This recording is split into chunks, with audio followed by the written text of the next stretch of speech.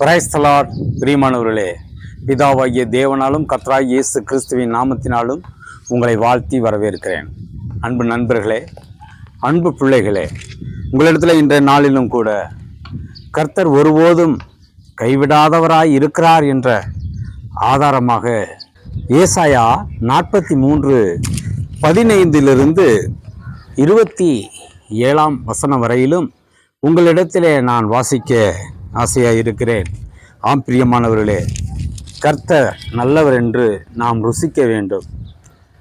நமக்கு வாழ்க்கையில் எவ்வளவு கஷ்டமாக இருந்தாலும், நம்முடைய வாழ்க்கையே ஒரு போராட்டமாக இருந்தாலும், அந்த விதத்திலே நாம் அவரை பற்றி கொண்டு அவரிடத்திலே அறிக்கை செய்து நாம் விடுதலையோடு வாழ வேண்டும் என்று ஒரு வைராக்கியத்தோடு அவருடைய வார்த்தைகளை கேட்டு வாசித்து ஒவ்வொரு நாளும் பைபிளை எடுத்து வாசித்து அந்த வார்த்தைகளை தியானிக்கும் பொழுது அவர் நம்மோடு கூட பேசுகிறவராய் இருக்கிறார்.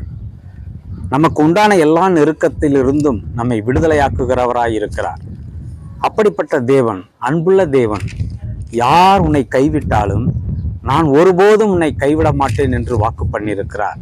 அப்படிப்பட்ட தேவன் நமக்கு எல்லா காரியங்களிலும் நமக்கு உறுதுணையாய் இருந்து வழி நடத்துகிறார் என்பதற்கு ஆதாரமாக இந்த வசனங்களை நாம் வாசித்து தெரிந்து கொள்ளுவோம். ஏசாயா 43:15 தொடங்குகிறது.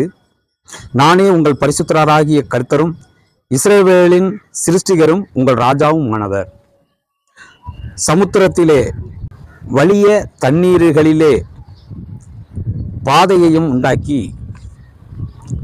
ரதங்களையும் குதிரைகளையும் இராணுவங்களையும் பராக்கிரமசாலிகளையும் புறப்பட பண்ணி அவைகள் எழுந்திராதபடிக்கு ஒருமித்து விழுந்து கிடக்கவும் ஒரு திரி அணைகிறது போல அவைகள் அணைந்து போக பண்ணுகிற கர்த்தர் சொல்லுகிறதாவது, முந்தினவைகளை நினைக்க வேண்டாம், பூர்வமானவைகளை சிந்திக்க வேண்டாம்.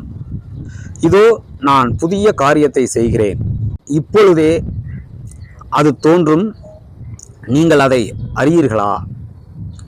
நான் வனாந்தரத்திலே வழியையும் அவாந்தர வெளியிலே ஆறுகளையும் உண்டாக்குவேன். நான் தெரிந்து கொண்ட என் ஜனத்தின் தாகத்திற்கு வனாந்தரத்திலே தண்ணீர்களையும் அவாந்தர வெளியிலே ஆறுகளையும் உண்டாக்குவதினால் காட்டு மிருகங்களும் வலு சர்ப்பங்களும் கோட்டான் குஞ்சுகளும் என்னை கனம் பண்ணும். இந்த ஜனத்தை எனக்கென்று ஏற்படுத்தினேன், இவர்கள் என் துதியை சொல்லி வருவார்கள்.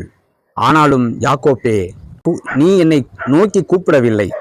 இஸ்ரவேலே, நீ என்னை குறித்து மனம் சலித்து போனாய். உன் நாடுகளை தகன பலியாக நீ எனக்கு செலுத்தவில்லை. உன் பலிகளினாலே நீ என்னை கனம் பண்ணவும் இல்லை. காணிக்கைகளை செலுத்தும்படிக்கு நான் உன்னை சங்கடப்படுத்தாமலும் தூபம் காட்டும்படி உன்னை வருத்தப்படுத்தாமலும் இருந்தேன். நீ எனக்கு பணங்களால் சுகந்த பட்டையை கொள்ளாமலும் உன்னை திருப்தியாக்காமலும் உன் பாவங்களின் என்னை சங்கடப்படுத்தி உன் அக்கிரமங்களினால் என்னை வருத்தப்படுத்தினாய். நானே உன் மீறுதல்களை என் நிமித்தமாகவே குலைச்சலாக்கி போடுகிறேன். உன் பாவங்களை நினையாமலும் இருப்பேன். நாம் ஒருவரோட ஒருவர் வழக்காடும்படி எனக்கு நினைப்பூட்டு. நீ நீதிமானாக விளங்கும்படி உன் காரியத்தை சொல். உன் ஆதி தகப்பன் பாவம் செய்தான், உனக்கு முன்னின்று பேசுகிறவர்களும் எனக்கு விரோதமாய் துரோகம் பண்ணினார்கள். ஆகையால் நான் பரிசுத்த ஸ்தலத்திலே தலைவர்களை பரிசுத்த குலைச்சலாக்கி யாக்கோப்பே சாபத்துக்கும் இஸ்ரவேலே நிந்தனைக்கும் ஒப்பு கொடுப்பேன் என்று கர்த்தர் சொல்கிறார்.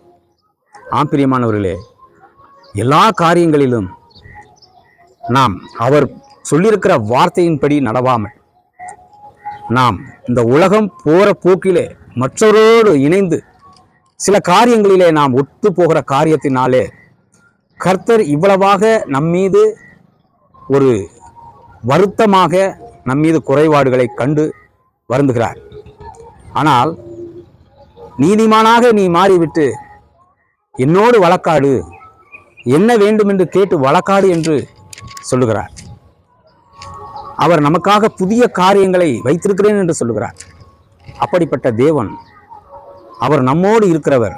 அவருடைய வார்த்தைகளை ஒவ்வொரு நாளும் வாசித்து அதனுடைய கருத்துக்களை நாம் புரிந்து கொண்டு அவர் நம்மோடு பேசுகிறார் என்ற உணர்வோடு, ஏதோ வேதத்தில் எழுதப்பட்டிருக்கிறது, யாருக்கோ எழுதப்பட்டிருக்கிறது என்று நாம் எண்ணாமல் ஒவ்வொரு வார்த்தையும் நமக்காக எழுதப்பட்டிருக்கிறது என்று நாம் உணர்வோடு தியானித்து அவர் வழியிலே நாம் நடக்கும் பொழுது நமக்கு பரிபூரண நன்மைகளை கொடுத்து நம்மை விடுதலையாக்கி நம் வாழ்க்கையிலே ஒரு சந்தோஷமான வாழ்க்கையாக வாழ்வதற்கு வழிவகுத்து கொடுக்கிறார். அப்படிப்பட்ட தேவனிடத்திலே நாம் ஒன்றித்து வாழ்வோம். நிச்சயமாக அவராலே ஆசீர்வதிக்கப்படுவோம். God bless you. கர்த்தர் நம் அனைவரையும் வழி நடத்துவாராக. ஆமென்.